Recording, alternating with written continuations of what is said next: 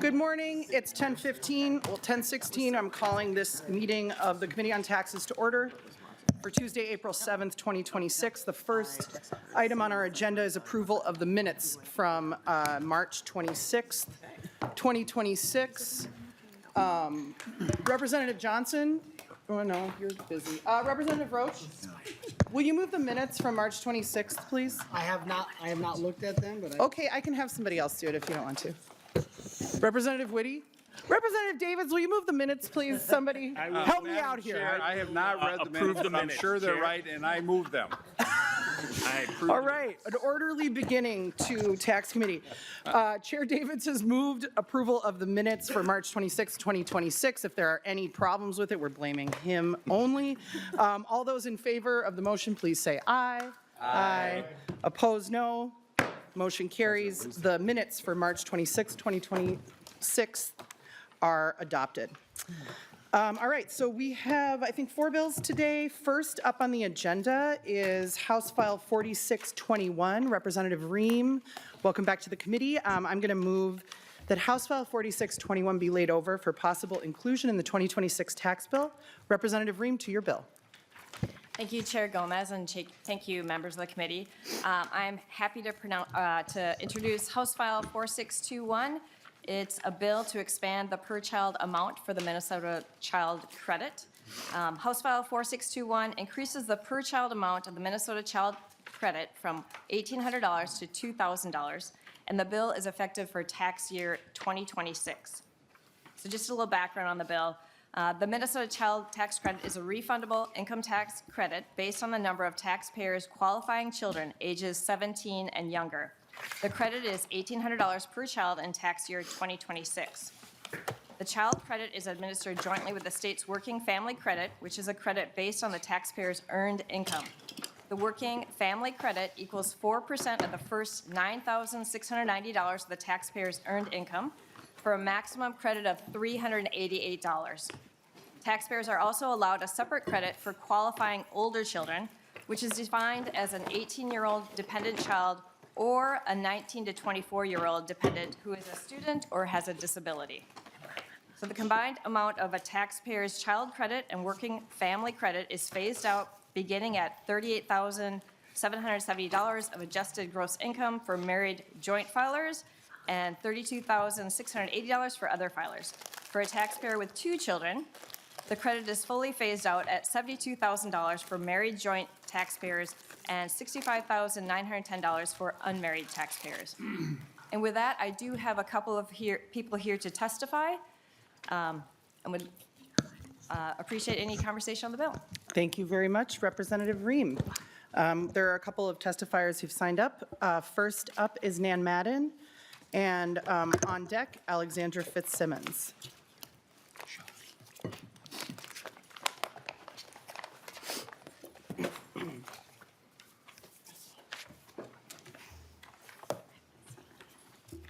Welcome to the committee. Please introduce yourself as you get started. Thank you, Chair Gomez and Chair Davids. My name is Nan Madden. I'm Director of the Minnesota Budget Project. And thank you so much for the opportunity to testify today in support of House File 4621 to increase the child tax credit. And I thank Representative Rehm for bringing this bill forward.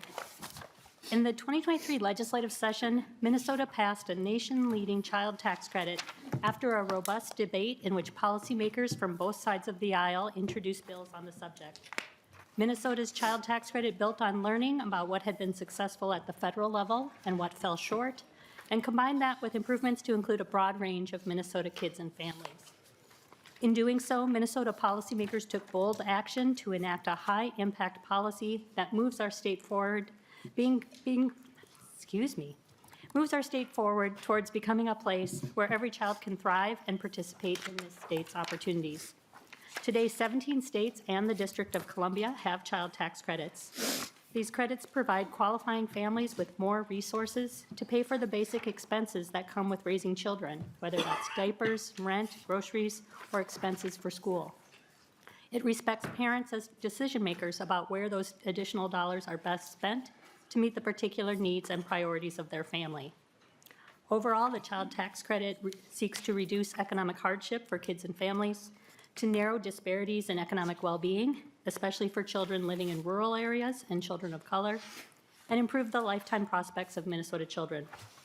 Minnesota has also been very successful through education and outreach efforts in reaching families eligible for the child tax credit and has achieved a high participation rate.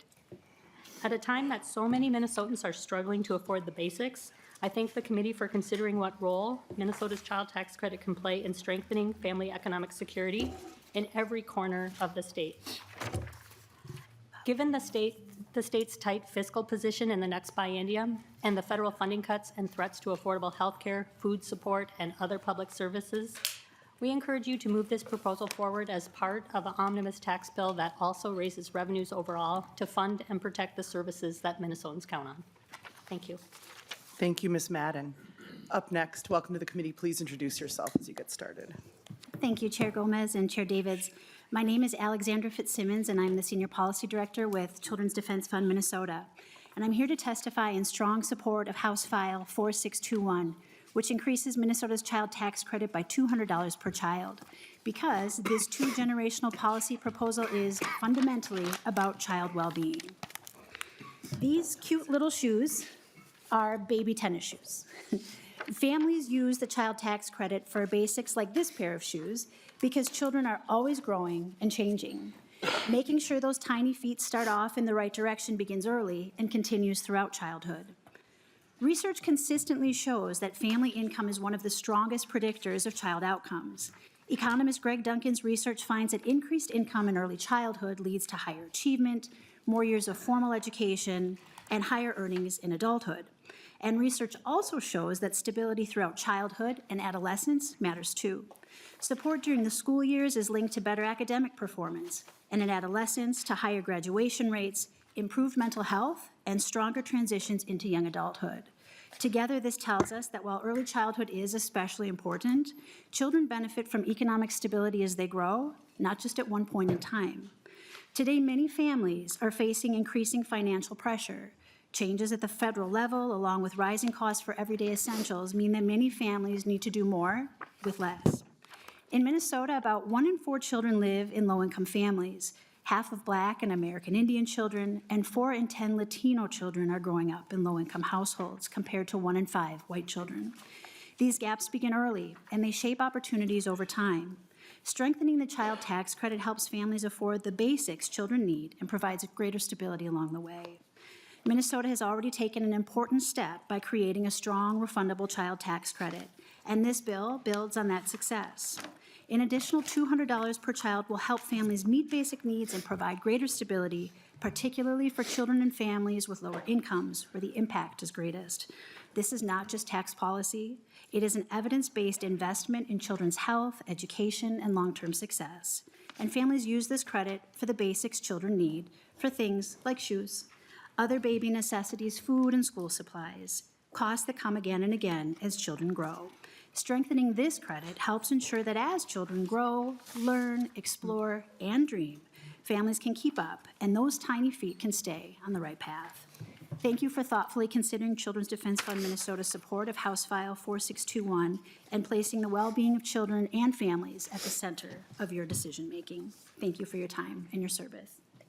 Thank you for your testimony. Is there anyone else present who wishes to testify on House File 4621?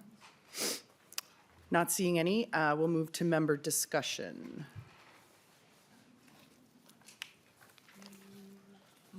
All right, that's easy enough. Representative Rehm, any final comments about your bill? Thank you, members, for hearing this bill. So we passed the historic child tax credit in 2023 with bipartisan support.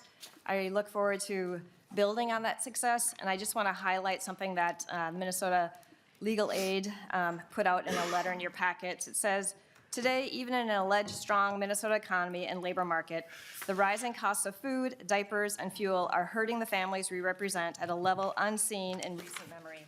Food shelves are collapsing under the demand. Deep federal cuts to SNAP are now beginning to hit thousands of Minnesota households with children. Parents are watching the cost of some basic household and hygiene items double, and working parents do not always have the luxury of shopping around for a better deal. We continue to ask our families to do more with less, and that structure is unsustainable. So in closing, I'd just like to say thank you for considering this bill. I'd love to see some bipartisan support for this. I think our children deserve no less. Thank you very much. Thank you, Representative Rehm. And with that, I will renew my motion that House File 4621 be laid over for possible inclusion in the 2026 tax bill, and it is laid over. All right, up next on the agenda, I'm going to hand the gavel over to Vice Chair Norris. We're going to do this a little bit differently than we normally do. So we have two bills, Representative Agbaje's 4123 and my 4616. And a number of people wanted to testify on both bills. So what we're going to do is Representative Agbaje is going to go up and present her bill. Then I'm going to go up and present my bill. Then we're going to hear from the public, and we're going to have public testimony. And after that, we will move to member discussion, first on Rep. Agbaje's bill and then on my bill. So hopefully that works for everybody. Representative Agbaje would like to move that House, no? Oh, we're not moving the bills till after. Okay. I'm going to hand this over to Representative Norris. Thank you.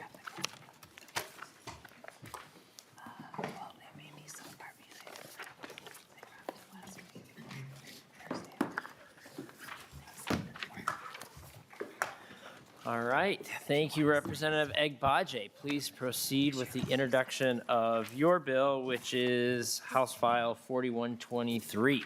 Great. Thank you, Mr. Chair. Chair and members, I'm here to present House File 4123. This bill expands upon a bill that we had passed a couple of years ago and on the net income investment tax. And so this bill is intended to expand the definition of what is considered net investment income, and thus expanding the base of who would be subject to this tax. Under this bill, the income subject to this tax would now include income from a trade or business that is not subject to the federal, Medicare, or Social Security taxes on self-employment income. The expansion will primarily affect people who make income from an S corporation or a LLC structured business. The tax rate remains the same as it is in current law and only applies to income over $1 million that would qualify, similar to current law. The revenue anticipated from this tax is expected to be about $88.7 million in the next tax year. And so the purpose of this is really to continue to find ways to expand the revenue coming into the state of Minnesota to meet the needs of the state. And so that's the quick summary, and then we'll wait for testifiers and member discussion. Great, thank you, Representative Agbaje. Next, we've got Chair Gomez to describe House File 4616.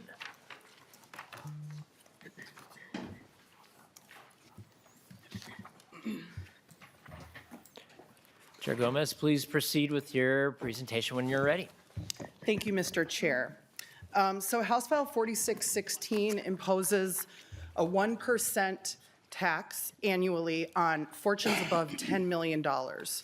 And so this is a different kind of tax base than we have in Minnesota, and I believe a different tax base than anyone in the country, any state revenue kind of code in the country touches.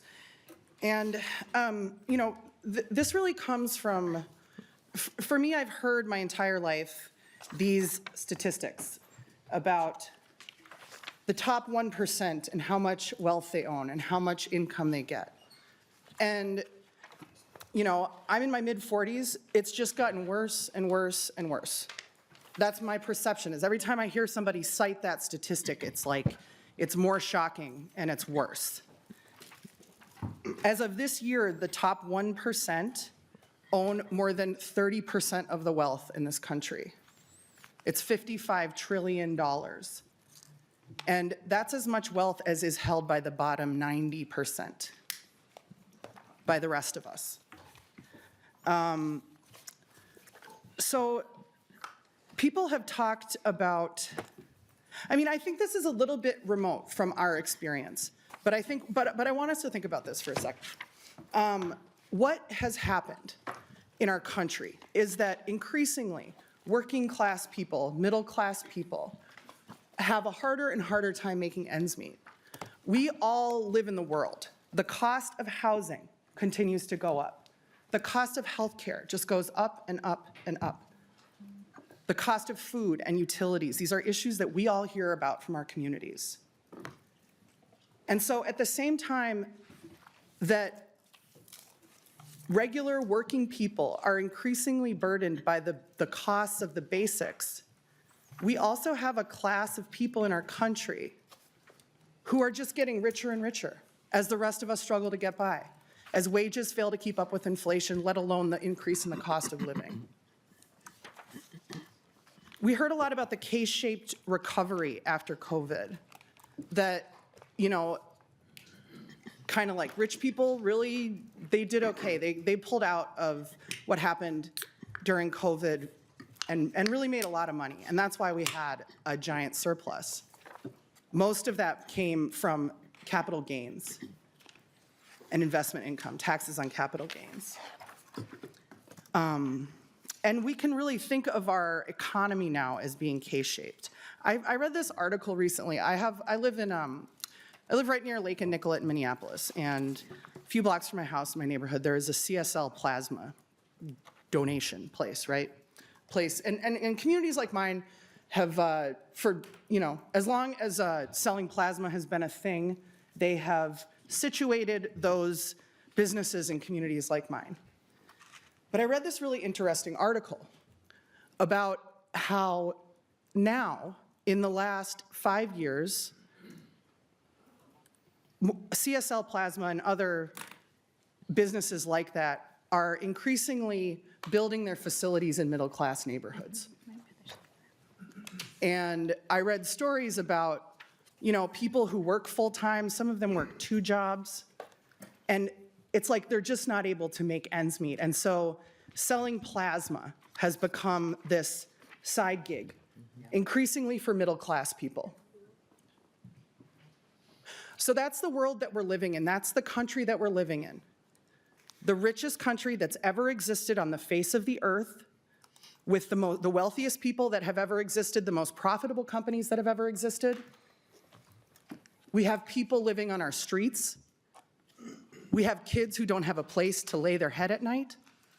We have people who are employed full-time, who are selling their blood to make their mortgage, to buy their food. People talk about this as a new Gilded Age.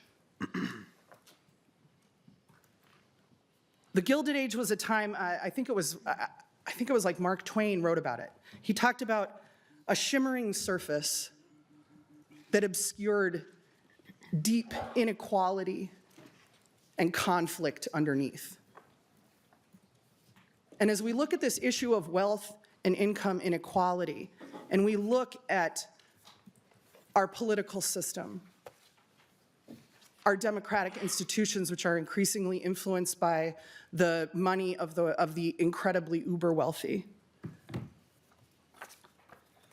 we see that there was instability inherent in that Gilded Age. And the times that have been where wealth has been as stratified as it is now in the history of our country have precipitated things like the Great Depression. Because a society where children can't eat, but we're on the verge of having our first trillionaire, it's unjust, and we all know it. Everybody knows it as we look around. Everybody feels it. Everybody feels like that it's wrong, that most of us are struggling to pay our bills, and then there's like a few people who are just making out like bandits. The robber barons of the 19th century controlled railroads, they controlled industry, they controlled kind of manufacturing, and those are things that we have a way of taxing. They made income, and we have a way of taxing that. What we have now in our current Gilded Age is an economy that's based a lot on tech and on financialization of everything. So that means like people aren't making money from making widgets or making things or moving goods around the country. They're making money, these literal $1 trillion fortunes are being made by big tech, right? Selling our data, exploiting our kids. We don't have a good way of taxing that. And financialization. Trading on everything. Like housing isn't housing. It's like a way to make money. It's a way to extract money. And so what we have is a tax system that is outdated when you look at its ability to actually raise revenue from the way that the economy is developing. And so this is an attempt to right-size that. And it might not be like the exact right approach. It might not be the right numbers. But it's very important that we have this conversation. We're having a conversation in the sales tax space about the fact that our sales tax is outdated when compared to the way that the economy has developed with respect to goods and services. Representative Lee talked to us about that last week. And we have a similar situation in the income tax. I know that we're going to hear about unrealized gains from Representative Smith, and so I don't want to steal his fire, but we have to understand the kind of approach of buy, borrow, die, that when you have wealth being held in assets that you can borrow against, right? Smart, rich people don't take an income. They don't realize a gain. I told you guys about this last year. I have a rich friend, and he was buying a second home, like a cabin for his family, and I was like, oh, well, you just bought it with cash? And he laughed at me, and he was like, of course I didn't buy it with cash. If I were to buy my $250,000 second home for my family with cash, I would have had to sell some assets, which means that I would have had capital gain, which means that I would have had to pay taxes on that. If I just keep my assets, if I just keep my, my money in the stock market, I can borrow against it. That doesn't count as a gain. I could take a mortgage interest deduction on the other side if I do that. And so you buy assets, you borrow against them to live off of, and then when you pass it on to your heirs, even if your fortune has gone from $1 million to $10 million over your lifetime, that $9 million increase, nobody ever pays any taxes on it. It gets passed on with a stepped-up basis to your heirs. And we already do tax wealth in this country and in this state and in every one of our communities. We do. You may say, what, wealth tax? We don't do that. We do. We tax the wealth of middle class and working class people every single year. Because most of us, the one thing that we own, the one asset that we own is a home. Okay? So that's the asset that I own. Every year, they assess the value of my asset. They apply a classification rate. We have a levy that is imposed, and I pay taxes, wealth tax, on my one asset every single year, as does every other middle-class person. And so all we're saying here, is that the wealth of the rich should be taxed just the same as the wealth of middle class and working class people.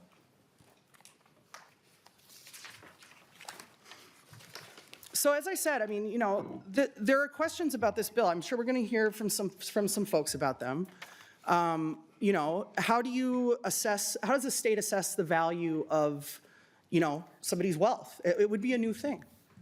We're going to have to work that out. Is $10 million the right level? Is 1% the right rate? I'm not sure. But all of those questions can be worked out. I really, truly believe that this is an effort to modernize our tax code so that it actually aligns with the way that the world is. And potentially, through investments like we just heard about Representative Rehm's increase in the child tax bill, paid family medical leave, things that relieve the pressures on middle class and working class people's pocketbooks. Like when you have a baby, maybe you shouldn't have to choose between bonding with them and, going to work. And those are the kind of basic supports that we as a society, right, we can come together and say it's not right for people to be in that situation, regardless of their income. I have to say that we think about taxes as divorced from what they buy, but taxes pay for things. Taxes provide for the public good. If you like there being somebody on the other end when you call 911 if your house is on fire or if your, kid breaks their leg and you can't get them to the hospital, think taxes. If you like that no matter where you live in this state, I live in a very dense community. Some of you represent very sparsely populated communities, but guess what? You can still get a letter delivered to your house. Why do you think that is? It's not magic, it's taxes, right? And so when we allow these runaway fortunes with no contribution to the public coffers, we are disinvesting in our communities.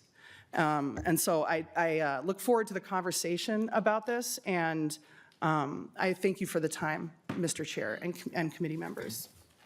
Thank you, Chair Gomez. As Chair Gomez explained, we're going to move on now to testimony from the public on both House File 4123 and House File 4616. And the first person up is Nan Madden.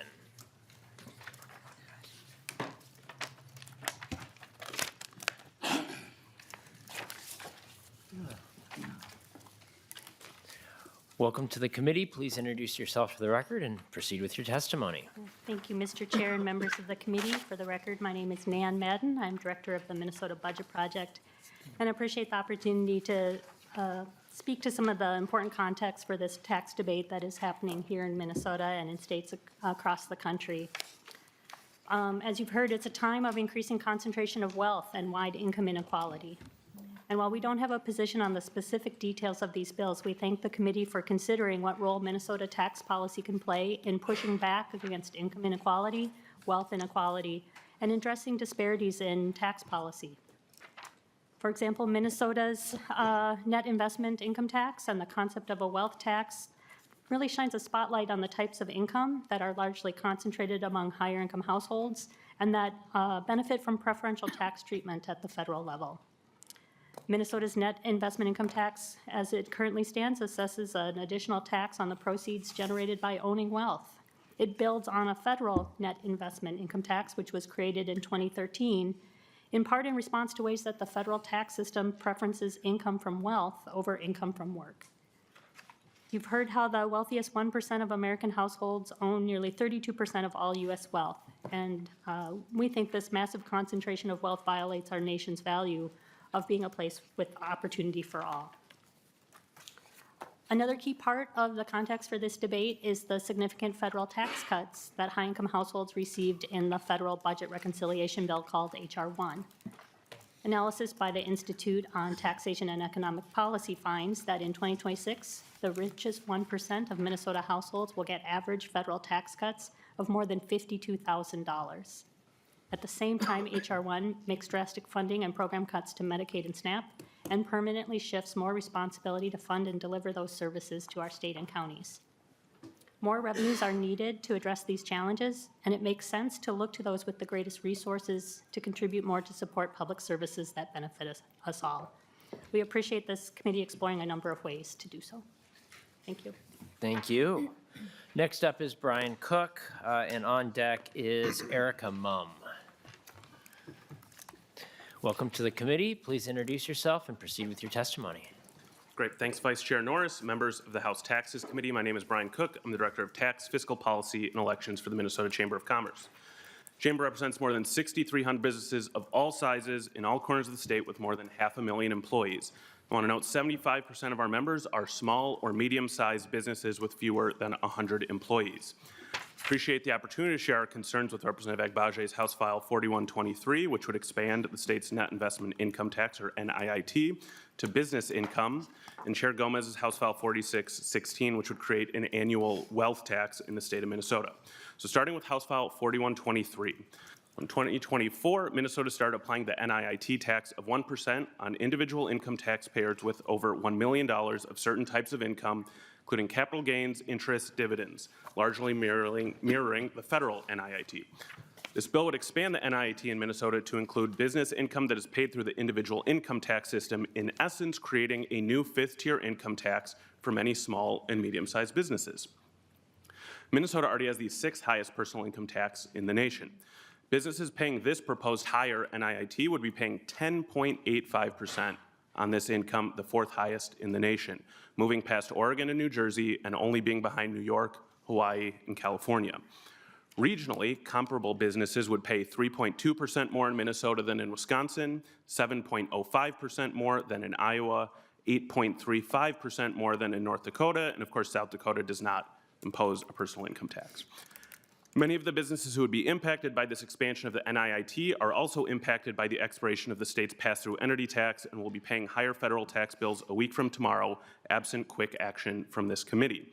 Instituting new business income taxes primarily on small and medium-sized Minnesota-based businesses will do nothing to encourage more economic growth in our state. It will only discourage more businesses from starting and growing here. As for House File 4616, no other state has a wealth tax designed like this. The other state that is most strongly considering one is California via a ballot initiative. That wealth tax would be a one-time tax on wealth over $1 billion at 5% compared to this proposal with a much lower threshold at $10 million and which would be levied annually. Wealth taxes can present a lot of issues and questions in their application and introduces risk for businesses, their owners, and investors. For example, should a taxpayer pay a wealth tax on their business's assets in a year where they operate at a loss and there's no cash available to pay? Or what if their business income is primarily tied up in non-liquid assets? Should these taxpayers be faced to liquidate them, pay a capital gains tax in order to pay their new annual Minnesota wealth tax? Forcing businesses to confront these questions, which would be unique in our state and in no others, would supercharge an already difficult tax climate. As shown in the Minnesota Chamber Foundation's 2026 Business Benchmark Report, our state is already lagging the rest of the country in GDP growth per capita, labor force growth rate, and net domestic migration. Every single day, our state is in a competition for investment, jobs, and people. Rather than helping address these negative trends for our state's growth and economic success, House Files 4123 and 4616 would likely exacerbate them. A final point that I think is important to note is that while these bills may not become law this year, the introduction of bills like these, and more notably holding hearings on them, sends a loud and clear message to employers and investors inside and outside of Minnesota. Close attention is paid to tax debates at the Capitol, and the potential costs of proposals like these are taken at face value. Companies and investors run the numbers and conduct scenario planning for consequential tax proposals which could impact their operations, expansion plans, investment strategies, or consideration of alternative locations. While some in the room may view that as a feature and not a bug, it does have a very real and very negative impact on how Minnesota is perceived as a place to do business, invest, or live in. Policymakers should focus on growing the economic pie through opportunities such as federal tax conformity, lower rates, and a stable and reliable tax structure. Thank you. Thank you. Next is Erica Mumm, followed by Lauren Richards.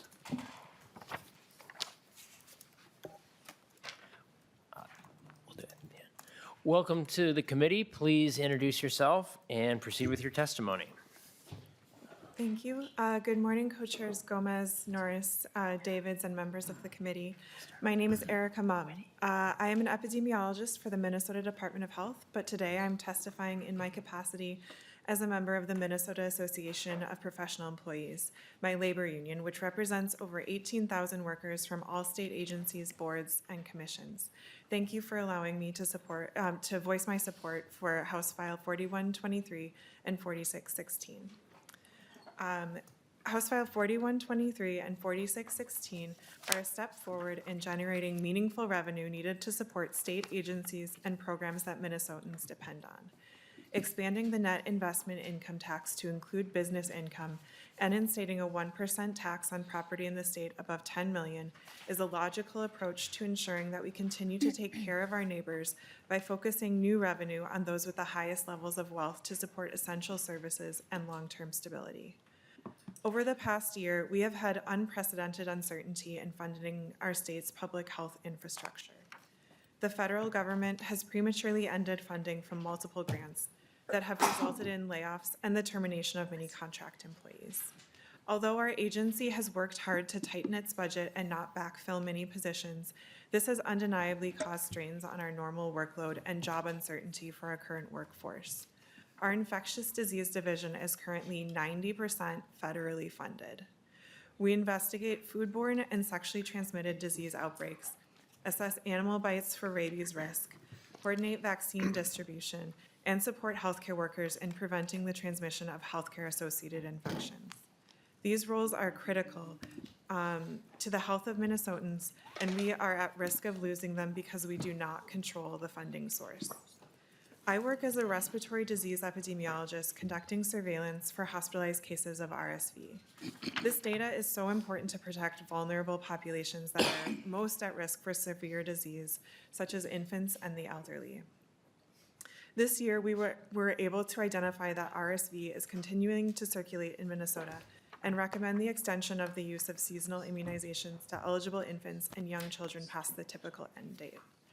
When public health works, you rarely hear about it in your day-to-day life because our work is preventing health disasters. It is vital that we continue to adequately fund the quiet and powerful work of protecting the health of Minnesotans.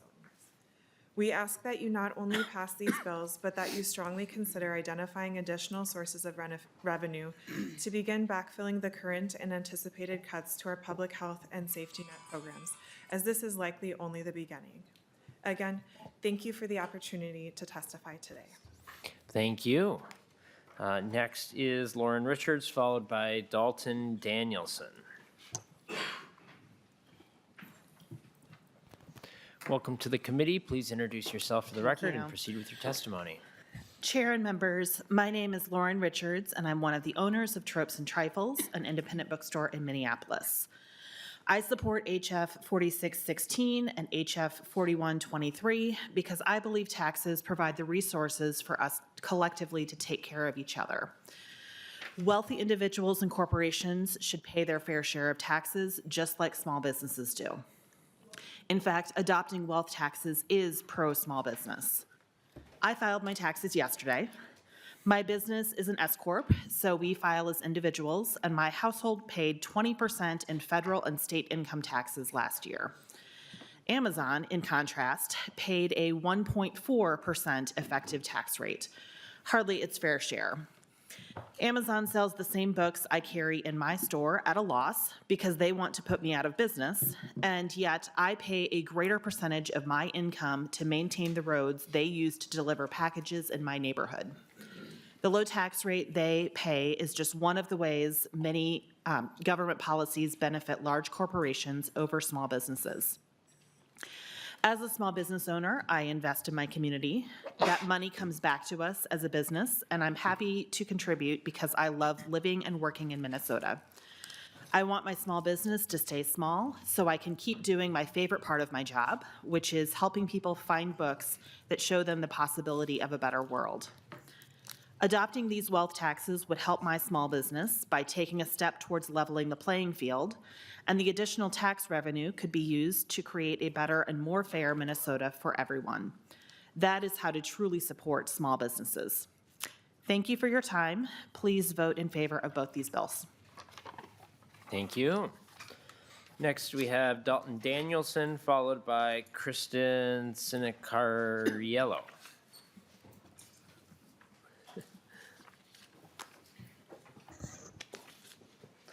Please proceed with your testimony. Thank you, Vice Chair Norris. Members, my name is Dalton Danielson, Fiscal Policy Director with the Minnesota Business Partnership. We appreciate the committee's focus on long-term budget stability, but we must respectfully oppose House File 4616, which establishes a new Minnesota wealth tax. This bill would impose a new annual 1% tax on assets above $10 million, applied not only to liquid wealth, but also to business interests, intangible property, and pass-through entities, including interests held by non-residents with Minnesota connections. While often framed as affecting only a narrow population, the structure of this tax would directly and indirectly impact operating businesses, entrepreneurs, and job creators across the state. This policy sends a negative signal to investors and employers deciding where to locate their capital. Minnesota already competes with other states for headquarters, talent, and investment. An annual wealth tax on top of existing income, corporate, estate, and property taxes makes Minnesota a clear outlier and increases the risk of capital flight and foregone investment. Members, this is not just about a wealth tax. It is about the cumulative impact on Minnesota's economy. From our headquarters economy to Main Street suppliers, policies that discourage long-term investment ultimately affect workers, communities, and the state's tax base. Ultimately, we believe Minnesota would be better served by policies that attract and retain the individuals and entrepreneurs who invest, start companies, and employ Minnesotans, a growing base of residents across Minnesota who choose to live, work, and invest here generates ongoing income, sales, property, and business tax revenue. That approach is more sustainable than an annual wealth tax that risks driving investment and the economic activity tied to it out of state. For these reasons, the Minnesota Business Partnership respectfully urges the committee to oppose House File 4616 and instead focus on tax policies that strengthen Minnesota's competitiveness, grow the economy, and support sustainable revenue growth. Thank you. Thank you. Next, we have Kristen Sinicariello, and following is John Beshe. Welcome to the committee. Please introduce yourself for the record and proceed with your testimony. Thank you, Mr. Chair and members of the committee. My name is Kristen Sinicariello, and I'm a world history teacher at Columbia Heights High School and a member of the Columbia Heights Federation of Teachers, Local 710. As educators, we depend on tax revenues to fund our needs in the classroom, but we also create the foundation for our modern economy. Without teachers and schools, there would be no lawyers, no doctors, and no state representatives. My students have gone on to careers in the trades, in cybersecurity, in biomedical research, joined the military, etc. I love our school and the community we serve in Columbia Heights. However, it is impossible to avoid the inequalities we face in districts like Heights.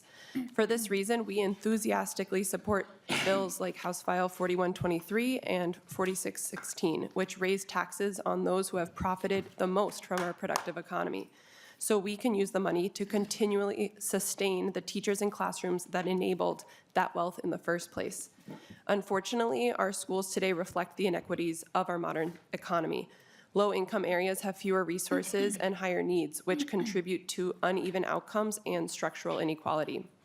As a soccer coach, I have witnessed these inequalities firsthand through the eyes of my players. During the fall season, as we travel to other schools around the metro, the players are always in awe of some of the facilities and resources that they see.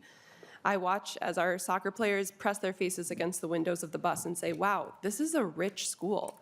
Or why don't we have these fancy locker rooms or turf fields? I watch as they unload the bus using the same backpacks and warm-ups that were purchased 6 years ago, mismatched and now stained. Beyond the field, there are other inequalities that are less visible.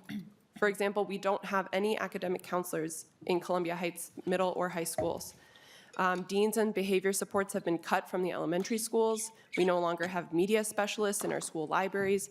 And as teaching positions are cut to save money, our class sizes soar. Teachers and support staff do our best to fill in the gaps, but there's a huge detriment to our students that exacerbate education inequalities in Minnesota. I am so proud of our students in Heights and how we build community and success despite the funding squeeze our district faces, but this is why state revenue is so important.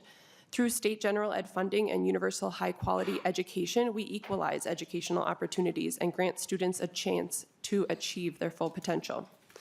Bills like House File 4123 and 4616 will not only provide essential funding to improve educational outcomes and future prosperity, but they will also help to equalize our enormous wealth inequalities, which are destabilizing our social and political systems here in Minnesota. Billionaires are leveraging their wealth to capture our political system, attack public education, and erode trust in public institutions. As a state, we must remind ourselves of the collective efforts it takes to maintain the society, and we must commit to this maintenance. If you Bills could like this are a wrap step up, in the right please. direction. Thank you. Thank you. Next is John Beshe, followed by Carly Louise Statham Liang.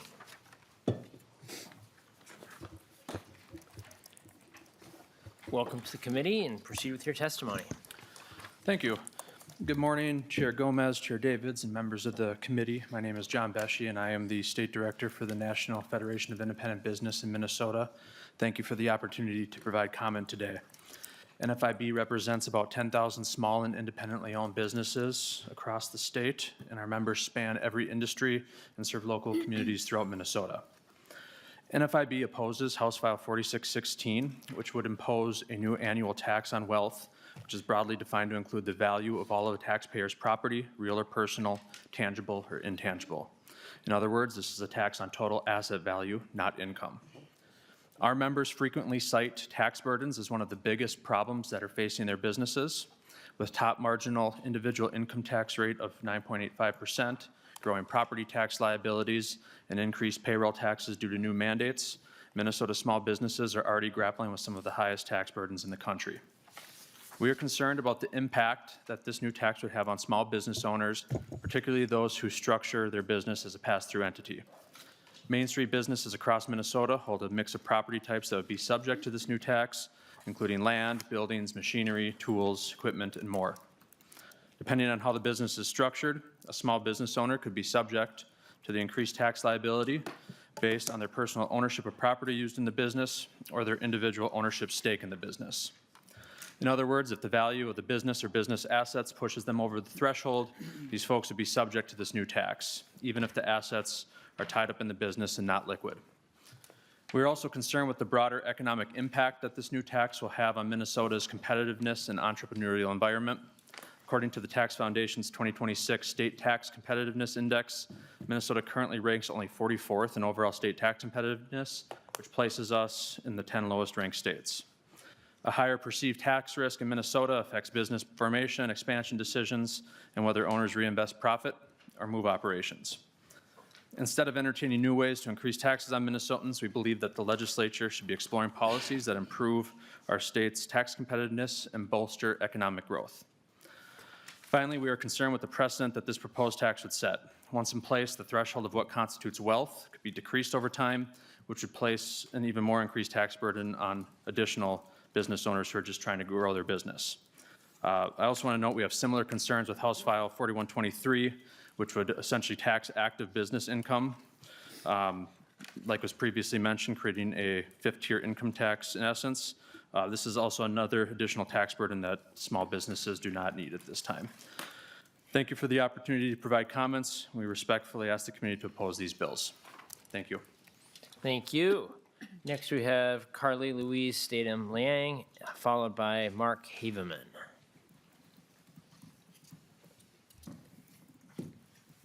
Welcome to the committee. Please introduce yourself for the record and proceed with your testimony. Thank you. Good morning, Chair Norris, members of the committee. My name is Carly Statham Liang. My husband and I are both attorneys, and we live in Minneapolis with our 3 young boys. I'm here on behalf of We Make Minnesota and Southwest Alliance for Equity, a community group in Minneapolis. Thank you for the opportunity to share my support for these 2 bills that would raise needed state tax revenue from wealthy Minnesotans like myself. When I heard about these bills, I was eager to come share my support, even as someone whose family would likely pay more as a result of these bills. Families like mine are fortunate not to have to stress about how to afford housing, food, or childcare. But there are many things we cannot afford to buy on our own. Clean streets, good schools, and greater public safety are just a few examples of things that we can only secure collectively through public policy. I saw this firsthand during the ICE surge, when my neighbors and I, in our well-resourced neighborhood in Minneapolis, raised as much money as we could to help pay rent for our immigrant neighbors. But despite our best efforts, we could not raise enough. This drove home to me that we can't rely on private individuals' generosity alone to pay for social goods like housing. We need the state government's help. I'm aware that critics warn that such policies will chase wealthy people away from our state. However, I am here to say that wealthy families like mine instead choose to move to states that invest in the well-being of all their residents. In fact, in early 2025, my husband and I chose to move to Minnesota, in part because Minnesota has invested in public goods in ways that our prior community hadn't. Minneapolis felt safer, and also we were so impressed by the amazing park system, especially Theodore Wirth, and also the local parks with their wading pools and rec centers. These community investments have made Minnesota a great place for us to live, and we are so thankful for that. I urge you to pass these 2 bills so Minnesota can be a great place for all Minnesotans to live. Thank you. Thank you.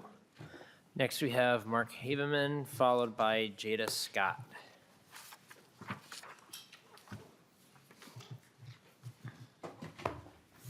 Welcome to the committee. Please proceed with your testimony.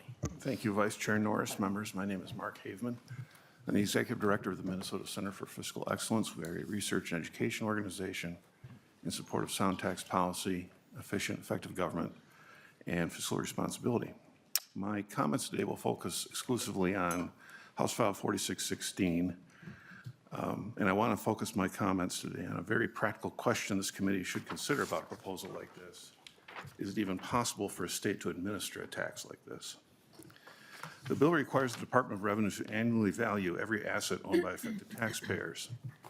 Stocks are straightforward, and bonds and other sort of market-based assets are straightforward.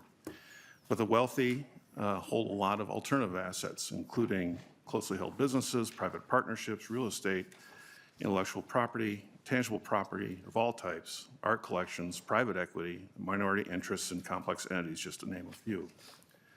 The bill ties valuation to the federal estate tax standard under Internal Revenue Code Section 2031. That standard was designed for a one-time valuation at death and features professional appraisers, often leading to litigation and years to resolve disputes.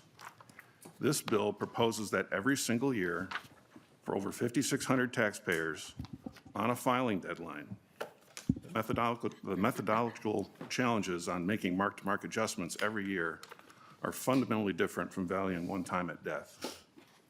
There doesn't appear to be a fiscal note accompanying this bill, but there would need to be one because it almost certainly require a massive staffing investment on behalf of the Department of Revenue to administrate this. The governor's budget, for example, the governor's budget proposes a new 13 FTE audit unit just to handle pass-through and tax return compliance. This legislation will require annual evaluation of every asset owned by thousands of taxpayers, requiring teams of specialized professionals in forensic accounting, appraisals, valuation specialists, and attorneys to investigate closely held businesses, real estate portfolios, art collections, aircraft, trust interests, and complex financial instruments. There are also plenty of planning opportunities, short of moving out of the state, to avoid this tax enabled by Section 2031. Debt leveraging, which has already been spoken about, borrowing against Minnesota situs assets and investing the proceeds in out-of-state or excluded assets, and entity restructuring to obtain valuation discounts for minority interests and closely family-held assets. Finally, the number of OECD members levying wealth taxes in the world fell from 12 in 1990 to just 4 in 2017. The key arguments for repeal focused on efficiency costs and capital flight, with the OECD finding that net wealth taxes often fail to achieve their redistributive objectives. Subnational wealth taxation could be expected to create far more issues for the simple reason that border effects are so much lower. We can certainly appreciate the frustration with the federal government failing in their classic public finance obligations, but respectfully suggest that a state net wealth tax is not a solution. Thank you, Mr. Chair. Thank you. Next, we have Jada Scott, followed by Patrick Guernsey.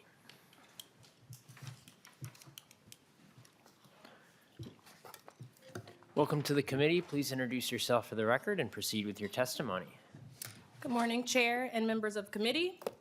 My name is Jada Scott. I am a child care provider in North Minneapolis and a leader with Kids Count on Us, and I'm here to testify in favor of House File 4616 because I see every day how the families we serve and the teachers who care for them struggle while the rich get richer. While the rich are getting richer, families can't afford what it costs to provide high-quality child care, and child care providers can't survive if they charge any less. It's a puzzle that can't be solved using the current revenue model. Families will never be able to afford the true cost of care, especially with prices rising dramatically in a world where wages are not even close to keeping pace. To build and sustain the universal child care system we desperately need, we need to raise revenue. Minnesota is a wealthy state, but the richest 1% own nearly 1/3 of the wealth. Those in the bottom 50% own only 5% of the wealth. Here's the thing. None of the people in the 1% would own that amount of wealth without child care, or many of the other community services we all provide through our tax dollars. The 1% are largely corporate executives and business owners. You cannot run a corporation or a business without childcare. 76% of families with children between 0 and 6 have both parents in the workforce. Without childcare, those corporations and businesses wouldn't have employees. The childcare workforce and the families shouldering the burden of paying for childcare are integral in this wealth building, but not reaping any benefits. The median hourly wage of a childcare worker in Minnesota is about $15. A corporate executive wouldn't last a day as a childcare teacher. 1% is an amount that will hardly feel like a blip to someone with $10 million in assets, but will make an invaluable impact on our communities. We cannot solve the childcare puzzle without increasing revenue. I urge you to pass this bill. Thank you. Thank you. Patrick Guernsey is next, followed by Becca Dryden. Welcome to the committee. Please introduce yourself and proceed with your testimony. Good morning, Mr. Chair, members of the committee. My name is Patrick Guernsey. I'm a paid parent home care worker for my son Ian, who's 25 years old and has autism. I'm also a proud member of SEIU Healthcare Minnesota and Iowa. Thank you for this opportunity to share our support for HF 4616 and HF 4123, two bills that would increase taxes on the wealthiest Minnesotans so that we can fund the essential services Minnesotans depend on. As a healthcare workers, I am responsible for Ian's care, meaning feeding, bathing, grooming, dressing, toileting, and recreation. He has poor motor skills. That means he cannot tie his shoes or cut his food at meals. He's a vulnerable person and needs 24/7 supervision. I'm assisted by his mother and 3 paid staff person. It is physically and emotionally demanding, but is also rewarding. I see every day how important this work is to ensure personal well-being and dignity of all Minnesotans, regardless of their race, age, or disability status. Having Ian at home also saves the state 3 or 4 times the cost of having him put in a group home or some related institution. The kind of care SEIU members provide is not optional. It is the most basic human need and is in all of our best interests to make sure to support it. Healthcare workers make it so that parents go to work, children can grow up healthy, and low-income families affected by severe medical conditions are not driven into poverty. I'm here today because I know how important it is that Minnesota invests in the services for families and children depend on. In 2023, the state of Minnesota funded a life-changing contract for workers like me. These wages were a lifeline to thousands struggling to make ends meet while providing the care that keeps our society moving. But these investments alone won't be enough to sustain our vital care economy. Without this assistance, families will be driven into poverty. Before I got waivered services for Ian, his medicine co-pays were costing me over $300 a month. I'm not a poor person. I've worked all my life and don't deserve to be driven into poverty, so care for my disabled adult son. These two bills will help meet the needs by asking the wealthiest Minnesotans to contribute more back to society that helped create their wealth in the first place. That way, we can invest in healthcare, support workers, and fully fund services like mine. I'm asking you to support these bills so that healthcare workers, families, their kids, and adult children, like my son, have the resources they need to live with dignity and thrive. Thank you for your time. Thank you. Last is Becca Dryden.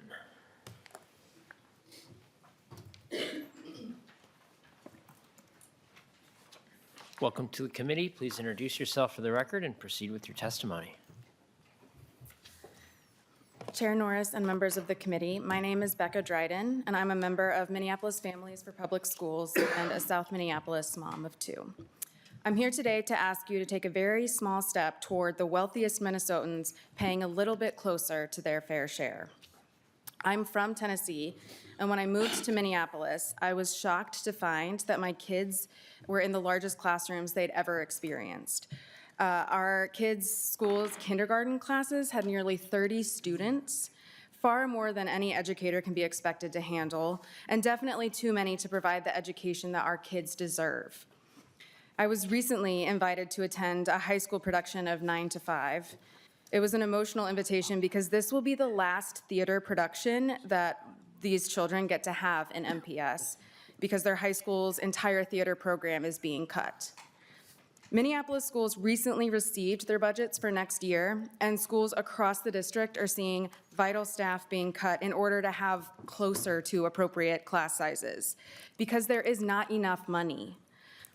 We're losing English language learning specialists, education support professionals, mental health counselors, and arts programming. Outside of Minneapolis, Anoka Hennepin is facing massive cuts, Bemidji Elementary School is facing closure, and school districts across the state need your help. When my kids started school in Minneapolis, big class sizes weren't all we found. That big classroom was full of students eager to learn.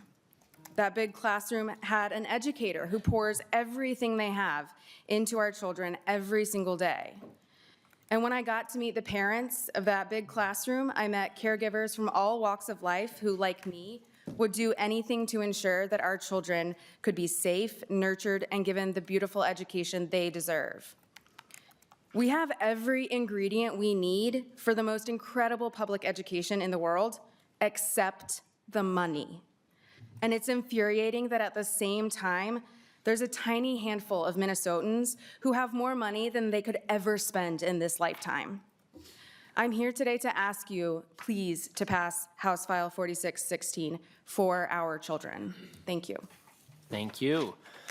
That's all the folks who signed up to testify in advance. Is there anyone else from the public who wishes to testify? And we did ask the scheduled testifiers to keep their testimony to 2 minutes, and so we'll ask any members of the public to do so as well. Please introduce yourself for the record and proceed with your testimony. I'm Nathaniel M. Olson, the disability advocate for the state of Minnesota. Here we go. Taxing the wealthy, right? Taxing the rich. I've heard it so many times again in 2026. It was not the problem when the Biden and Harris administration was in office, and now we're in 2026, let's tax the rich. You know the problem why we're having all of these cuts, ladies and gentlemen? We're having all these cuts because we have fraud happening in the state of Minnesota. And what Governor Walz thinks, well, to cover up the fraud, I need to cut services like disability services, school services, all that sort of stuff. It's not because the wealthy, we need to tax the wealthy. It's because Governor Walz is cutting services to cover up this fraud. You remember what the Democrats did last time when we had an 18 plus surplus and found out we had a $6 billion deficit? They came on and had a press conference and blamed Donald J. Trump. Wait a second, what does Donald J. Trump have to do with the state of Minnesota? Do you know what the Democrats should have done? Is hold Governor Walz accountable and said, where on earth the money went? Our taxes are being thrown out, being funded overseas, and now we want to tax the wealthy. We want to tax the wealthy. The wealthy has nothing to do with this. What is happening is Governor Walz is cutting stuff to cover this fraud. What should be on the floor today, the main point of the House and the legislature and the Senate is combating this fraud and put a stop to it, because people are going to go homeless. Not raising taxes, not blaming the wealth, but we need to start holding our governor accountable, and that needs what I need to see from the Minnesota Democrats. Thank you. Thank you. Any other members of the public who wish to testify?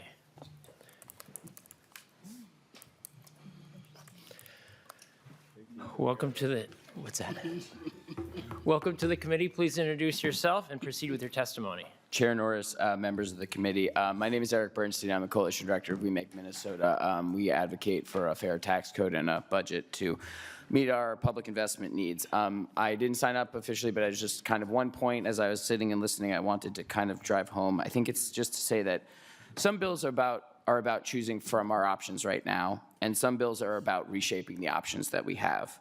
I think Chair Gomez's comments were exactly right, that this reflects the world that we live in, and we need to start figuring out how to adapt to that world. Capital, accumulated wealth today is different than it was in the golden age, which was mentioned. It's mobile, it's detached from places and specific businesses. The comments about economic dynamism I thought were interesting, because I can understand how a tax code could incentivize different economic behavior, investing in a certain place or starting a certain kind of a business. But incentivizing the returns to wealth that is already accumulated is different than that. So avoiding policies like this shifts us more towards income taxes and other taxes that you could say disincentivize that productive activity. And we have, in our coalition's opinion, very high incentives on the returns to accumulated fortunes, as opposed to having an economy that incentivizes that sort of productive business, investment and that kind of more productive economic activity. So I just wanted to make those couple of points, and I think Mark Haveman's points about implementation, very well taken.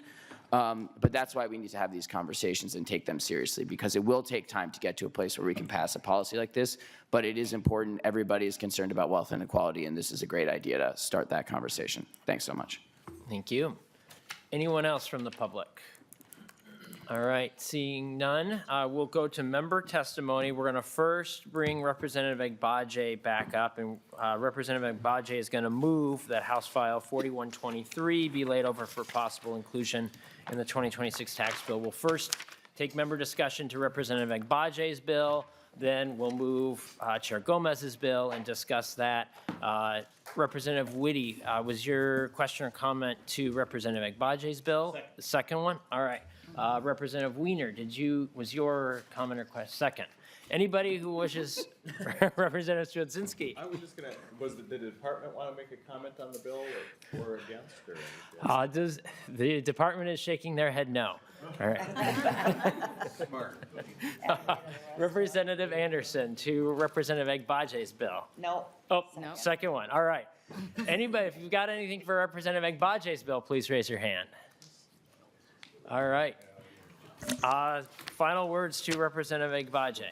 Sure, I can understand the desire to want to talk more specifically on the actual wealth tax. I will just say this, I think for both bills, this is an opportunity for us to have a conversation about what it actually means to structure a society that pays for itself. And what it actually means to have a society where folks who have been successful are contributing in a way that makes the community rich for all of us. I think we heard from a number of testifiers who are in those spaces, what is sometimes called the care economy, about teaching, about healthcare, about providing for others. How do we ensure that we have the resources to make sure that people can still be able to do that and do that at a high level of quality for those who are more vulnerable in our society? I think a bill like this, particularly one that is already using the foundation of what we've laid about 2 years ago or 3 years ago, and as well as building on the foundation of what the federal government has already done over 10 years ago, is an excellent, method or path forward that we can take as we continue to think about how we use these taxes in order to better benefit our society. So that is what I'll say on that, and then looking forward to the conversation on the next bill, and I'm sure I'll have something to say on that as well, too. So, thank you. Thank you, Representative Agbaje. And with that, Representative Agbaje renews her motion that House File 4123 be laid over for possible inclusion in the 2026 tax bill. The bill is laid over. All right, next we've got Chair Gomez back up. Chair Gomez moves that House File 4616 be laid over for possible inclusion in the tax bill. It looks like we've got some robust discussion that members are looking forward to having, and we'll start with Representative Whitty.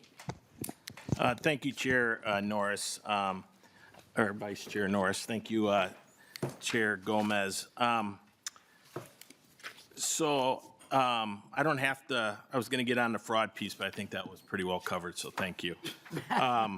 But what I do really want to talk about is, a preview of what we're looking at. This session, this group, the GOP, tax cuts for all Minnesotans, tips, overtime, sales tax, gas tax, inflator removal, charitable gambling rate, and property tax. What we just heard from our colleagues across the aisle is over $1 billion in new taxes right now, digital advertising taxes, social media tax, and a fifth-tier income tax today. Minnesota is becoming less affordable, and people are leaving our state and our businesses. I think it's our, obviously, the way we see things. People have different versions, but I think a lot of the things that are happening are hurting Minnesotans. And I will just say, when I was a police officer, Gordon Graham, one of the things we used to always have a saying, predictable is preventable. And in 2023, when we had a DFL trifecta, they passed vehicle registration tab increase, vehicle sales tax increase, a retail delivery fee, a gas tax inflator, a metro transportation sales tax 0.75%, a metro housing sales tax of 0.25%, and a payroll tax and paid family leave. And that was with an $18.5 billion surplus. We raised taxes by $10 billion. I don't believe Minnesotans got their money's worth, and the fraud is a huge part of it. What could we be doing with the $10 billion that didn't go to the people that it was designed to help? So I'm just, predictable is preventable, and this is a preview of what we've seen this session. All right, thank you, Representative Whitty. Next up is Representative Weiner. Thank you, Mr. Vice Chair and Madam Chair. Very similar to some conversations that took place with another bill not all that long ago. But you made a statement that we would update Minnesota's tax code with the rest of the world. But the fact of the matter is there's no other states that have a similar tax idea that's what you're putting forth here. No other state has passed a similar wealth tax to what you're presenting. But the tax the rich mantra has been going on forever. And when we discussed that, I believe it was last year with it might have been the 5th tier, but I brought up the window tax that was presented in Europe in the Middle Ages. We've also talked about the golden ages here, like there is some pristine time in our tax code where everything was great and everybody was treated equitably. That has never been the case. So with the window tax that they had in the Middle Ages, if you had extra windows, it was considered a sign of wealth. So what happened? The rich simply boarded up their windows. And to this day, there is still windows in Europe that are boarded over and covered up because when these things get put into place, people find inventive ways to get around them. In Minnesota, we've seen this already with our tax code. The adjusted gross income in this state, we have lost billions of dollars already because of the tax structure here. We have simply driven out people. And the IRS does a very great job of following every penny that comes in and out of this state. So it's not conjecture, it's not supposition that we've lost high earners because they simply can leave. And then where does the tax burden fall? Once again, on the middle class. So in the 1930s, another little bit of a history lesson, the income tax was implemented in the state of Minnesota to make things more equitable. And only the high earners, or the earner, it was going to be based on earnings, I'm sorry, and the high earners would pay more. And where does that fall today? Once again, the middle class ends up footing the bill for this. We do this again and again and again. This is not new. It simply doesn't work, and all the states around us just watch our tax structure here get worse and worse for our citizens because businesses can move. The rich can move, and they will. South Dakota has had open arms for all of the businesses and individuals that we are driving out of our state, and they're seeing great growth. It's amazing to me that we keep coming up with the same ideas that have been tried and have failed so many times before. So some of the things that I was also going to mention, thanks for stealing the thunder there a little bit, Representative Whitty, but $10 billion in taxes over the last biennium. When is enough enough? It seems like there's insatiable lust for more taxes, and yet when you see our spending in this state over the last 10 years has nearly doubled from a $35 billion budget in this state to almost $70 billion. We haven't fixed the problems yet, have we? But somehow taxing more is going to fix the problems. This is insanity, and I'm just surprised that we're even having this discussion again on a bill like this. Thank you. Thank you, Representative Weiner. Representative Anderson. Hey, can I ask Mark Kavman, is he still here? I have a question for, he was over there. He's gone. Mr. Haveman will make his way up to the testifier table. Thank you. You said something about 5,600 taxpayers in your testimony, and I was just wondering what that number is, because I was looking at what's the top 1% for assets, and I got a national number, and it said 13 million. It's on the very last page of the, It's in the revenue estimate. Okay, so the top 1% for assets in the country is 13.6 million. So my guess is this would actually, if we're an average state, it would actually pull in about the top 2% in assets and taxpayers. So I was, maybe Mr. Haveman. either one of you can give that number, because I think it's way higher than 5,600 taxpayers. Mr. Chairman, Representative, first of all, I went off the revenue estimate provided by Department of Revenue. That was where the 5,600 came from. I did do a little cross-checking just to sort of see what others have to say about this.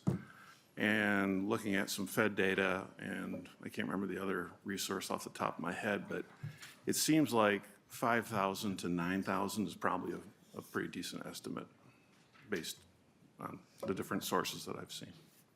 Representative Anderson. Oh, okay, thank you. So I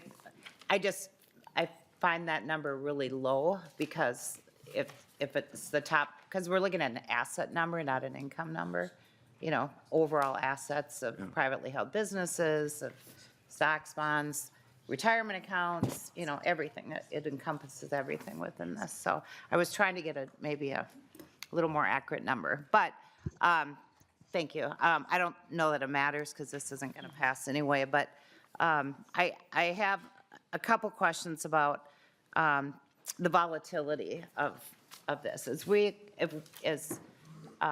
This has never been done anywhere in the country. When it was done in France, it was a disaster, and they repealed that wealth tax. I don't know if it's even constitutional. There's a big question about the constitutionality of a wealth tax. But is there any look at the volatility of this type of tax? Has there been any discussion or look as you're thinking of these things? Because I think this isn't going to be incredibly volatile as an income. Chair Gomez. Thank you, Mr. Chair. So anytime that, you know, the taxing the highest income people, which is highly, I understand that it's assets. You can talk about the wealthiest people then. But income and wealth do, you know, track together somewhat, not perfectly. Anytime that you are assessing a tax on a small number of people who are highly mobile, it's a volatile revenue source. This would be a volatile revenue source. Representative Anderson. Thank you. I think would be incredibly volatile. I think that should this pass, which I think it's impossible to manage to begin with, because you're going to have, most of this is going to be within privately held companies, or, you know, those sort of things. And you're going to have the Department of Revenue, which is going to need thousands of people to do audits. And you're going to have folks that are maybe being caught up in this, then they're going to spend a fortune on accounting. And you're going to have this thing with the state, while the whole thing is fought in the courts, because I don't think it's constitutional to begin with, but you're just absolutely chasing people out of this state. Because it's a different thing when you have to pay your taxes at maybe a higher rate. It's obvious this is your income, but when you're actually fighting over a value of assets, you know, there's a huge cost to people to do that, and there's a huge cost to the state to attempt to value things every year, not just upon sale, which is the normal. It's valued upon sale. And I think this absolutely sends, just the fact that we're having this discussion, you know, sends a message to a lot more than 5,600 people, because I think there are people that own tons of property, farms and those sort of things that probably maybe have land that's worth X, but it certainly doesn't kick off $1 million in income. Or maybe they have, various, properties or closely held businesses which have a value, but a certain, again, doesn't kick off, maybe doesn't even kick off $500,000, but it's worth $10 million, the actual business. And we're sending a message to people that they're not wanted here. We're sending a message to people not to invest in the state. And we see it happening. We are losing people in every income bracket except the bottom income bracket. We are losing population. Our large companies, if they're still here, the corporate headquarters are not expanding in Minnesota. They're expanding outside of Minnesota. And it's like this slow, spiral to the bottom, this slow death. And I really, really fear for what's been happening in Minnesota and what's going to happen in the future, because people can move, and they do. And if they are attacked, I look at this as an attack on people. And if they're attacked, they don't need to deal with it, and they're not going to stay. And I wanted to, I'll end, but I wanted to tell you something else. So there used to be a plasma place by the U years ago, a long time ago. And actually, that's how a lot of people paid their tuition or bought beer money, including me. So I sold my plaza at that place by the U. And so the world, it isn't just folks that are, are poor. It's we've all been there and done that. So I just wanted you to know that. So. And I don't have anything else. I just think this is a huge attack. It's not constitutional. It's bad to even be doing this. And, it's going to just spiral us. Chair Gomez. So, Thank you, Mr. Chair. I think that comparing yourself, selling your plasma for beer money in college, when there are literally people who are selling their plasma, who are working full-time, who have families, who are trying to make an extra $150 a week in order to make their insurance premiums and pay their food bills and pay their rent, is pretty insulting. And I use that as an example of how difficult it is for working class people in this state. And I understand if your experience is separated from that, but I would ask you to think about that. To think about having kids, working full-time, and going to the plasma center in the richest country that's ever existed on the face of the earth to make your rent. Please don't diminish people's experiences of economic hardship in our state. Please don't do that. I think it's really insensitive. And I find it pretty shocking, given the fact that, there's all these, you guys like to get up and give press conferences about affordability, and I'm literally telling you about what people are facing in our communities, and you're diminishing it and comparing it to making beer money during college. That's not most people's reality. And we're going to have to disagree, because I believe that we should be making public policy decisions based on the public good, based on how it is that we as a government meet the basic obligations that we have to our people, which are outlined in the Constitution of our state. I do not believe that we should be making public policy decisions based on whether or not rich people are going to feel attacked and sue us. That's not the basis on which we make decisions. I think that there's a lot of conversation that has to happen here, but if we based our public policy decisions on whether or not rich people and businesses would sue us, then we would never do anything. All we do is rename a post office. And so to me, that is just not a compelling argument to say, oh, it's gonna lock us up in litigation. There are like, I mean, and I acknowledge this, I just want to say, like, in my, like, Mr. Haveman's absolutely correct, and we had a lot of conversations about this. It's like, you know, the right level on which to do a wealth tax is federally. Because then, you know, you can do those sort of, that analysis of people's fortunes at scale. But our federal government is like nowhere near doing this. And, you know, so there are real conversations to be had about how it is that you would actually administer something like this. Maybe you would, maybe ultimately, if we were going to do this, we would just do it on, you know, assets that you could easily value, for example. All of those decisions, those policy decisions have implications, right? Because to the discussion that we've had today, tax policy, you know, some of us maybe overemphasize the influence that it has on people's behavior, but it certainly has an influence on people's behavior.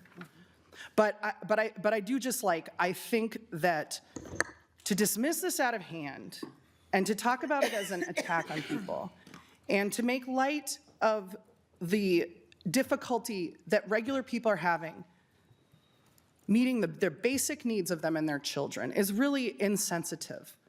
And like, everybody kind of realizes this is a problem. Like, look around. I open your email and read about some of the, I mean, I don't know much about your district, but we all have people who are struggling in our districts. We all have people struggling to make ends meet. And we got to be serious about, you know, what are we going to do to try to address that as we have simultaneously, you know, working class people not able to make ends meet and just runaway wealth. Incomprehensible levels of wealth just getting more and more and more concentrated in the hands of the few. So, you know, I mean, we're going to have to disagree about the basis on which we make public policy decisions, but there's more conversation to have about some of the issues that you raised, and so I appreciate it. Thank you, Mr. Chair. All right. We've got a long list of members, so we're going to have to keep moving on here. Next is Representative Lee. Thank you, Chair. Yeah, I just wanted to bring us back to the bill and what it actually does. Want to make sure we don't miss a point that Mr. Bernstein made. You know, the questions that we should be asking is, you know, who is being taxed and what is being taxed? What we've heard from, you know, our colleagues across the aisle are really kind of like perennial critiques of, you know, any attempt at all to rein in, again, this runaway wealth that has only been accelerated because of OBBA, right? You know, at the federal level, the IRS is not doing its job. There are massive cuts to the department, and I think at least a third, if not more, of the auditors have been fired. But the most important thing, right, is that OBBA cost us $1 trillion, and there are these massive cuts to social programs that were used to pay for these corporate tax breaks, right? And so the reason why this is a problem is not just because we need to figure out how to balance our budget next year. It's also because this K-shaped economy is going to come back and affect us even more as we go forward, right? Like these provisions have only accelerated this wealth inequality or this income inequality. And I think that distinction is really important. So Mr. Bernstein said, you know, if this were an income tax, right, like these arguments about people leaving Minnesota would actually be applicable, but this is a wealth tax. And again, we you know, would be, when we tax wealth, it's different than taxing income. So I just want to make sure our colleagues across the aisle understand that. You know, rich people are not going to move. They're just going to use their money to buy expensive artwork and like put it in, you know, warehouses, right? That's really different. You know, and I also find this conversation really interesting because when I presented my bill about the renter's credit, you know, someone mentioned that, you know, helping people making $150,000 was way too rich, right? But again, like that's helping parents who make, about maybe $75,000 a year. Like that's not a lot of money. And so I want to thank Chair Gomez for bringing this bill before us, and for refocusing on what this bill actually does, right? Like I think, we can have conversations about income tax, but a wealth tax is something that is appropriate for our time, when there are federal policies that allow people to accumulate wealth at a faster rate than any other time in our history, and everyone else in our districts are just trying to figure out how to make rent. Thanks. Thank you. Representative Robbins. Thank you, Mr. Chair, and thank you, Chair Gomez, for this conversation. So I just have a practical question. I think Mr. Haberman discussed how hard it is to value people's real property and the art and all this on an annual basis. But I wondered, how on earth are you going to value or figure out the sum of all the debts and financial obligations each taxpayer owes? Like, what's the mechanism for the department to do that? Chair Gomez.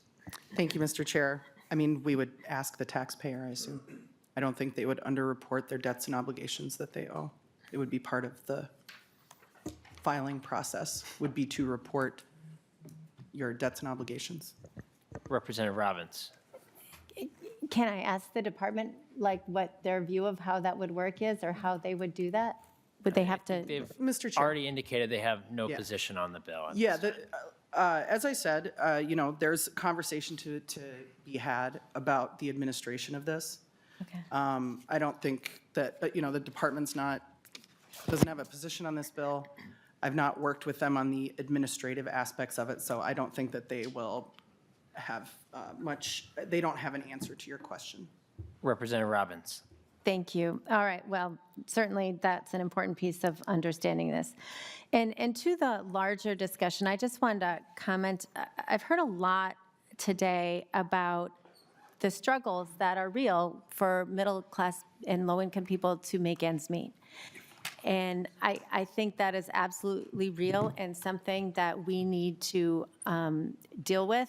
And we have a lot of ideas, you have a lot of ideas, but I just want the public to understand that the reason people are struggling to make ends meet is because of the tax policy that the majority did in this committee, and I'd like to associate myself with Representative Woody's remarks, but just remind everyone, like, the reason people are having trouble affording their lives is because you increase the vehicle tab fee, increase the vehicle sales tax, increase the retail delivery fee, increase the gas tax and tied it to inflation, the Metropolitan Transportation and Housing sales tax 1%, and now requesting another 1% increase in the sales tax this year. The payroll tax for paid family leave, like, the reason people can't afford their lives is because they are being taxed to death.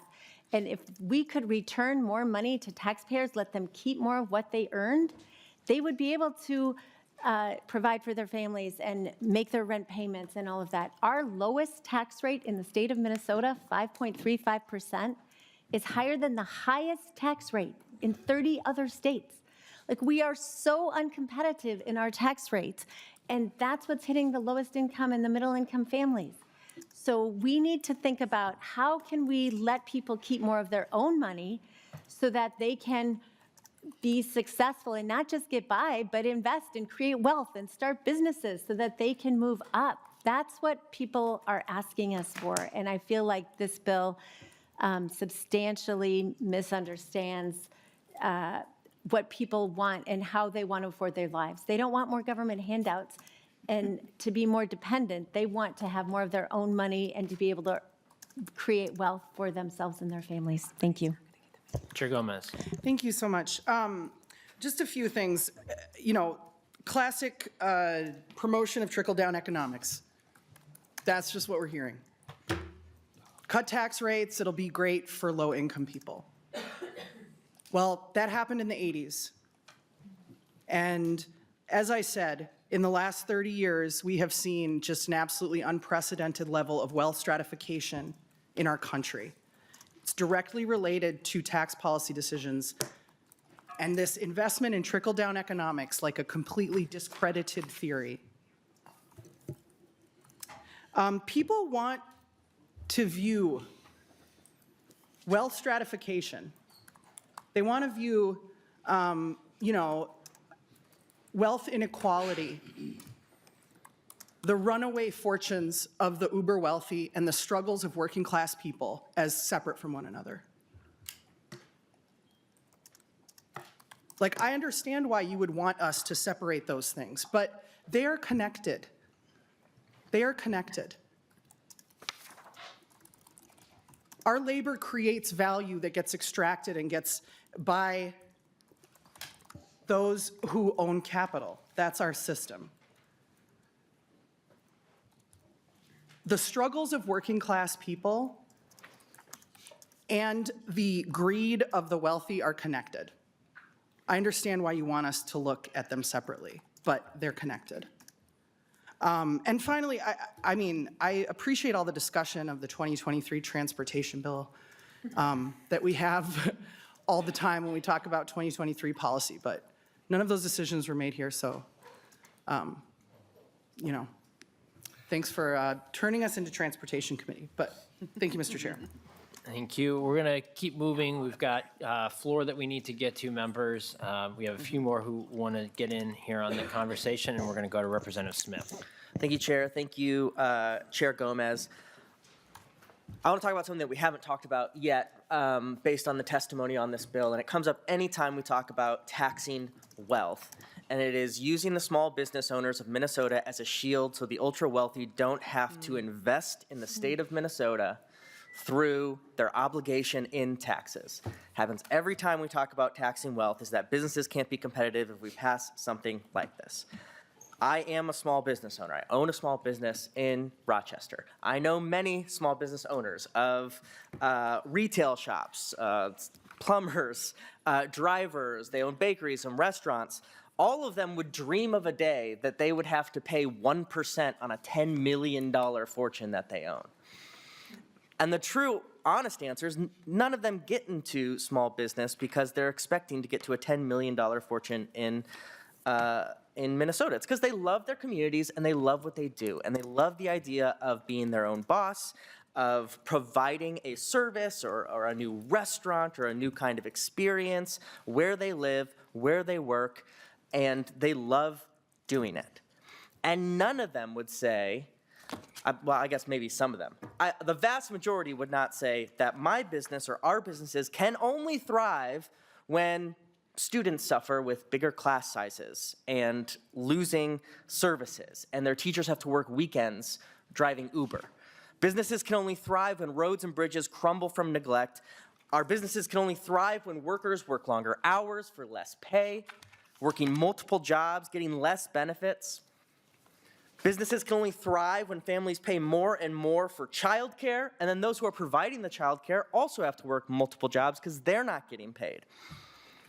That these businesses can only thrive when Minnesotans, their rents and their home ownership prices are rising while private equity buys more and more homes to make money on that they don't have to pay taxes on because they're not realized. No small business owner is going to make that argument to you. And they don't want to be used as a shield so that the ultra-wealthy who have immense taxes can continue to cheat on their obligations to our society, to our state, to our people, to our education system, to our roads, to our bridges, to our children who are being watched by our child care providers, to our doctors, our nurses. And it's time that they pick up those responsibilities. And arguments that say they're going to cheat in other ways is a horrible argument to not get at them to pay what they owe. And they do owe it to us. We all owe it to each other. That's what taxes is.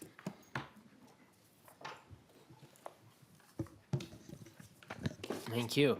Representative Howard. Thank you. I'll try to be brief.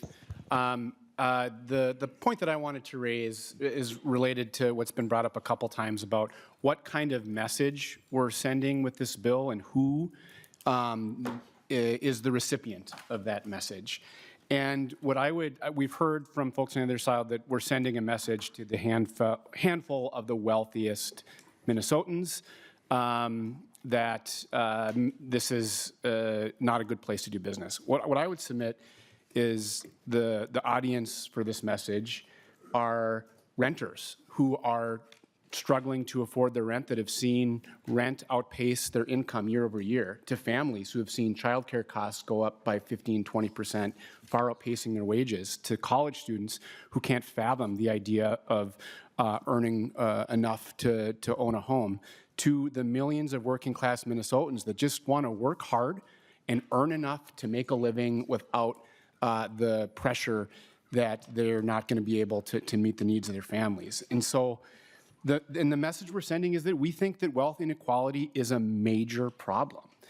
There has been a version of this debate, as Representative Wiener mentioned, for years, a classic debate about taxing and spending and really the role of government.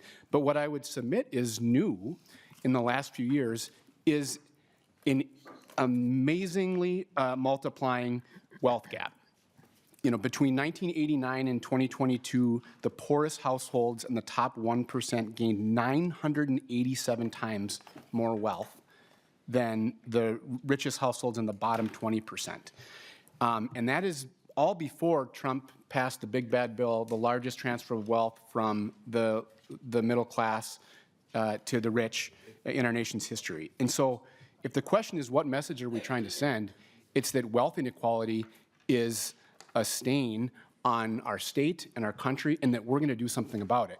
And who we're trying to send that message to is the millions of Minnesotans who work hard every day and are just trying to provide for their family. Thank you. Thank you. All right, to wrap us up, Chair Gomez. I appreciate the good conversation. I think that Representative Howard kind of wrapped it up nicely for us. I guess I just would ask people to think about whether, you know, we should only tax the assets of the middle class, or we should also tax the assets of the wealthy. Thank you, Mr. Chair. Thank you. And with that, Chair Gomez renews your motion that House File 4616 be laid over for possible inclusion in the 2026 tax bill. The bill is laid over. All right, we'll go to Chair Davids for a preview of tomorrow. Thank you very much, Chair Norris. Exciting day tomorrow, House File 1669, the Davids bill, also known as the SAF bill, House File 4709 Mueller, House File 3531 Joy, House File 4048 Robbins. Be there or be square. All right, we will. And with that, I guess we'll be there, not be square, to clarify. Yeah. And with that, members, we are adjourned.